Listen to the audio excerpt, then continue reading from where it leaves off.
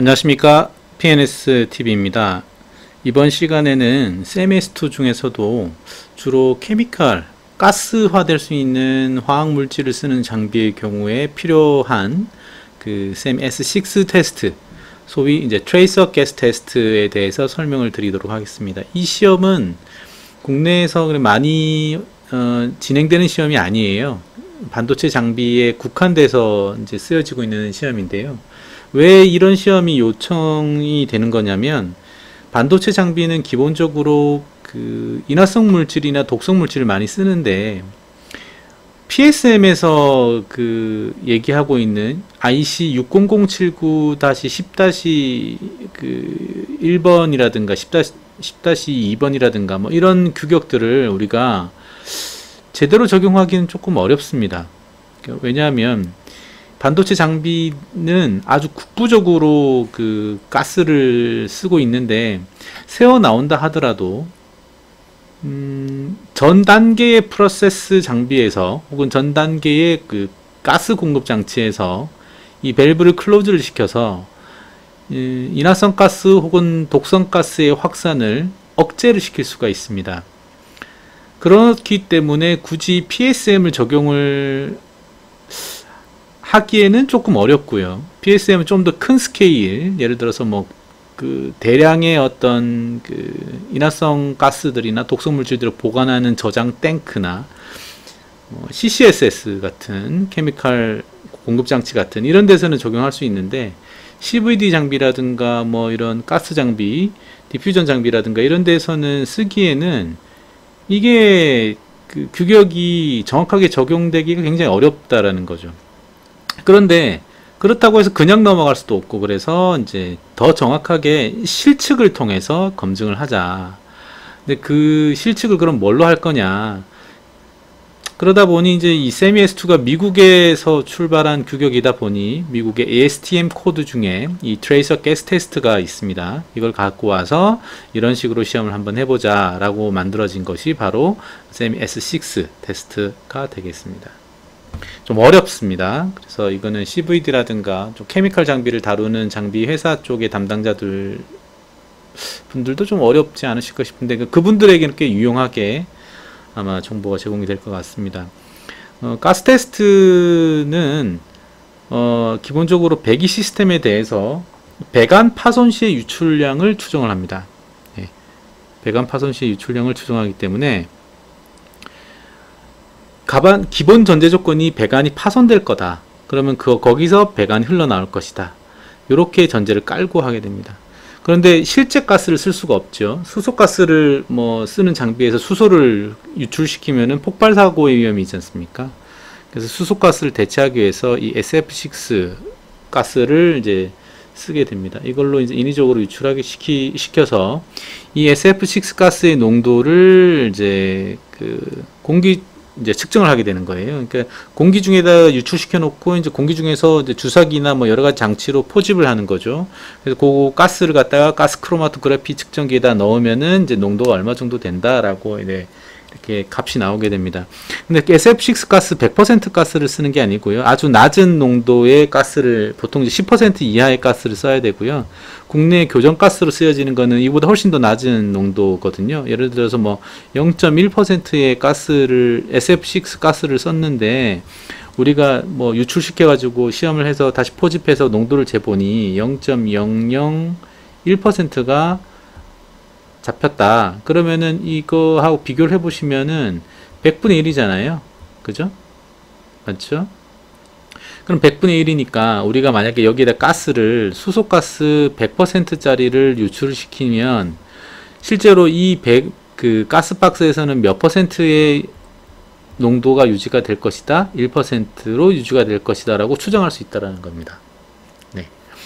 그러니까 SF6 가스 농도를 이제 낮게 해가지고 유출을 시키고, 그래서 혼합돼서 뭐 어쨌든 여러 가지 배기가 되고 남은 이 SF6 가스 농도를 측정을 해서 두 개를 비교를 합니다. 그래서 원래 가스하고 비교를 하면은 그 비율만큼 줄어들 거니까 우리가 상대적으로 농도를 이제 측정할 수 있게 된다. 이런 개념이 되겠습니다. 안전하게 시험할 수가 있어요. 그러나 가스 크로마토그래피가 이제 사용되기 때문에 고가의 시험이 되겠습니다.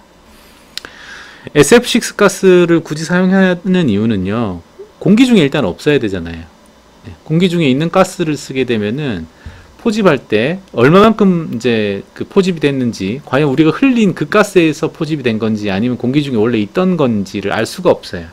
그래서 공기 중에 거의 없는 가스를 선택을 해야 되고, 그러면서 동시에 안정적이어야 되죠. 어떤 가스나 어떤 물질하고 반응을 해서 사라지면 안 되는 겁니다. 그 다음에 독성이 없어야 되겠죠. 독성 물질을 막 뿌리고 다닐 수는 없는 것이 노릇이고요. 또 이게 중요합니다. 공기보다 무거워야 됩니다. 아까 제가 그 10% 이하의 농도를 쓴다고 했는데, 세미S6를 보면 10% 이하의 농도의 가스의 경우에는 그 저농도 가스는 이제 에어에 섞여서 흘러 들어가게 되고 에어와 똑같은 유동 흐름을 보인다는 내용이 있습니다. 그러나 이게 만약에 이 SF6 가스가 공기보다 무겁지 않고 가벼웠다라고 하면, 뭐 예를 들어서 공기 비중이 1이라고 했을 때 0.1 정도의 비중을 갖고 있다라고 하게 되면 10%의 농도를 하더라도 위로 뜰 거라는 거죠. 어느 정도는 위로 어느 정도 뜨면, 우리가 이 박스 안에서 SF6를 여기다 흘렸는데 위로 다 빠져나가면 여기 0% 될 거 아닙니까? 그죠? 아무리 이제 공기가 비슷한 유동 패턴을 보인다 하더라도 이런 의문점이 생길 수가 있는 것이죠. 그러다 보니까 결과적으로 공기보다 무거운 특성을 갖고 있어야만 이 SF6, 그러니까 트레이서 가스 테스트를 쓸 수가 있는 겁니다.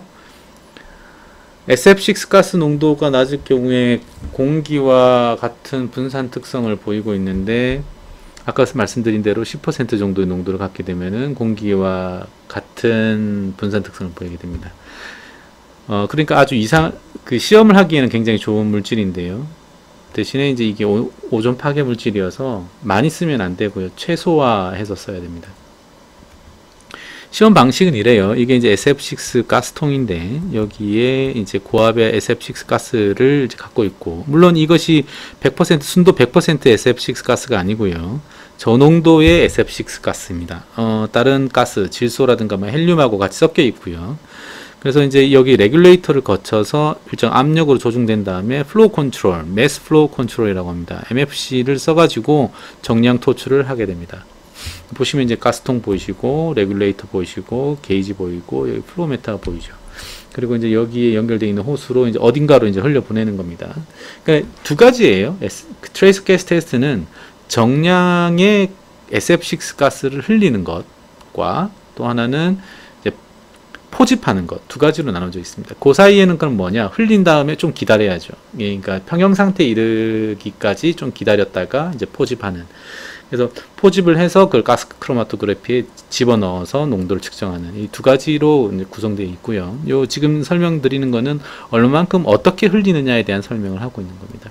즉 이제 제가 이 시험 방법을 설명을 드린 이유는 이 시험이 꽤 정확하다라는 것을 설명해 드리기 위해서 이런 설명을 해드리는 거예요. 그러니까 정량 토출이에요. 대충 흘리는 게 아닙니다. 이거 굉장히 칼같이 흘려야만 합니다. 자, 이제 이 가스박스 안에 이제 점원이 있고, 이 가스가 인화성 가스일 경우에 어떻게 시험을 해야 되냐면, 일단은 가스박스 안에 SF6의 유출 배관, 아까 얘기했던 요게 그 플로우 컨트롤을 지나서 나왔던 이 배관들을 이 안쪽에 어떤 구멍을 통해서 여기다가 배관을 넣어놔요. 이게 이제 밸브나 레귤레이터라고 만약에 가정을 하게 되면, 자, 보통 이 챔버들이 진공 챔버이거든요. 요 시스템을 가정을 하게 되면 여기에 진공이 형성될 때에만 이 밸브가 열릴 거예요. 여기나 이런 데 밸브가 열릴 겁니다. 그러면 진공이 형성되면은 어떻게 되겠습니까? 이쪽 배관도 다 진공이 되죠. 그랬을 때 여기에 배관이 끊기거나 혹은 여기에 배관이 끊겼을 때 어떻게 되냐면, 여기가 진공이 형성되어 있으니까 쭉 빨려 들어가겠죠. 쭉 빨려 들어가니까 밖으로 유출이 안 됩니다. 그러니까 이 케이스는 위험한 케이스라고 볼 수가 없는 것이죠. 그런데 만약에 여기 이제 지금 레귤레이터가 있다고 치면, 자, 진공이 형성되어 있지 않고 여기에 밸브가 다 클로저 되어 있는 상태에서 이쪽으로 가스가 어쨌든 공급 가스가 이렇게 들어왔는데, 이쪽 전단에서 레귤레이터 1차 측의 포트에서 손상이 일어나면은 여기는 양압이거든요. 여기는 양압 구간입니다. 여기는 현재 제로압 구간이고 진공 형태도 아니니까. 자, 그렇다면은 이 상태에서는 여기서는 가스가 이렇게 유출될 수 있는 가능성이 나오는 거죠. 그래서 이런 가스 박스에서 그 가스가 유출될 수 있는 모델은 어떻게 잡아야 되냐면, 최초의 레귤레이터나 핸드밸브나 뭐 이런 쪽 있지 않습니까? 그쪽에 1차 측 전단에서 보통 가스가 유출이 된다. 근데 점화원이 만약에 이쪽에 있다고 하면 가스박스 내에서 있을 수 있는 점화원은 크게 매스 플로우 컨트롤하고 그 다음에 프레셔 트랜스듀서하고 이 두 가지 정도를 볼 수가 있는데요.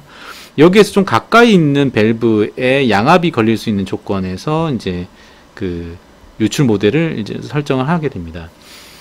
어떻게 보냐면 LFL의 25%를 합격 기준으로 잡습니다. 자, 수소가 4%의 LFL을 갖고 있으면은 합격 기준은 얼마냐면 요거의 25%니까 1%인 거죠. 1%의 농도가 여기서 검출이 돼야 되니까, 자, SF6의 가스가 우리가 시험하는 흘리는 가스가 1%라면은 합격이 돼야 되는 농도는 0.01% 이하의 농도가 캐치돼야만 패스를 하게 됩니다. 예. 그러니까 일정 시간이 흐른 뒤에 주사기로 포집을 하는데, 이 안에 내부에 지금 점화원이 있잖아요. 내부에 점화원이 있으니까 이 주사기 바늘을 안으로 꽂아 넣어야 돼요. 어쨌든 점화원 근처에서 뽑아야 됩니다. 네. 그렇게 해서 이제 농도를 측정을 하게 된다. 좀 어렵죠. 점화원이 바깥에 있으면 그냥 여기다가 이제 주사를 또 이렇게 해서 하면 되고요. 이 주사기는 일반 주사기가 아니고요. 그 가스 농도 측정을 하기 위한 전용의 그 주사기가 있습니다. 꽤 비쌉니다. 네. 톡식의 경우에는 어떻냐면은, 지금 여기서 가스가 이제 새어 나온다는 전제 조건을 하되 사람이 이 문을 열고 이렇게 코로 이렇게 냄새를 맡지는 않는다라는 거죠. 사람이 이렇게 있으면은 여기에 가장 가까이 얼굴을 들이댔을 때를 상정을 합니다. 그럼 이 포인트에서 이제 사람이 가스를 마실 수 있으니 이 포인트에서 이제 주사기를 이용해서 샘플링을 하는 거죠. 그런데 이 샘플링을 그냥 하는 게 아니고요. 1분 3, 이퀄리브리엄, 즉 평형 상태에 도달한 이후에 가스, SF6 가스를 흘려서 내부가 평형 상태에 도달한 이후에 1, 3, 5분, 7분까지 시험을 해서 이 전체 농도가 올라가지 않는다라는 것을 증명을 해야 됩니다. 자, 아까 그 폭발 인화성 물질의 경우에는 제가 LFL이라는 개념을 설명드렸고요. 여기서는 이제 톡식은 폭발 하한점이 아니라 OEL이 되겠습니다. 그러니까 작업을 할 때 노출될 수 있는 그 농도인데, 허용 농도인데 TWA하고 같습니다. 사실 ERC라는 개념이 있어요. Equivalent Release Concentration인데, 아까 제가 이미 설명을 드렸습니다. 뭐 수소가 4%면 SF6가 뭐 예를 들어서 1%짜리를 쓴다고 하면은, 자, 수소 100%짜리를 흘렸을 때 4% 이하로 봐야 되고, LFL의 25%면 1% 이하로 이제 농도가 잡혀야 되니까, SF6를 1%짜리 농도의 SF6 가스를 썼다면은 요거의 100분의 1은 0.01% 정도가 들어와야 되겠죠. 요런 이제 보정해주는 아주 간단한 식입니다. 요거를 이제 적용을 하게 되고요. 그리고 이제 트레이스 가스 테스트를 응용한 분야가 건물의 환기 성능 시험을 하기도 합니다. 환기가 얼마나 잘 되는지, 그래서 이런 시험을 하기도 하고요. 또 때로는 이제 화재가 났을 때 그 독성 가스들이나 뭐 그런 화염들이 어떻게 건물 내에서 유동이 되는지를 시험할 때 이걸로 하기도 합니다. 그 다음에 이제 메르스 아시죠? 지금 코로나 때문에 문제가 많은데 메르스의 음압 변동 분석을 할 때도 이 트레이스 가스 테스트를 썼었습니다. 지금까지 CMS6 테스트의 기본 개념에 대해서 알아봤습니다. 지금까지 사람과 사회를 생각하는 안전기술 서비스 기업 PNS였습니다. 감사합니다.